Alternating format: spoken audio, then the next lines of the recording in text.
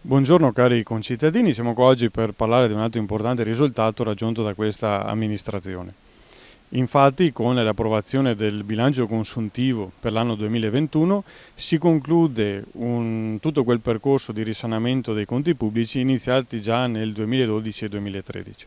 Questo perché? Perché il nostro comune negli anni prima del 2012 aveva accumulato un sacco di crediti senza mai riscuoterli. Quindi questi crediti rimanevano lì, pesavano sul nostro bilancio, però non riuscivamo a recuperarli, non erano mai riusciti negli anni precedenti, ma li tenevano lì fermi.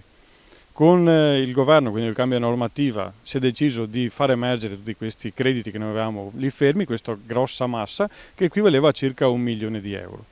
Ecco, questo 1 milione di euro che gravava sul nostro bilancio, che noi abbiamo recuperato un po' alla volta ogni anno dal 2014 in poi, finalmente siamo riusciti a estinguere, diciamo così, questa massa di debiti che avevamo e in accordo con la Corte dei Conti abbiamo fatto emergere le ultime partite, quindi gli ultimi fondi che ancora dovevano essere rilevati e siamo riusciti anche a intraprendere un percorso appunto con la Corte dei Conti che ci porterà a certificare che il nostro bilancio è libero da debiti, in grado di essere un bilancio normale e con tante risorse a disposizione. Ecco un percorso fatto, durato anni.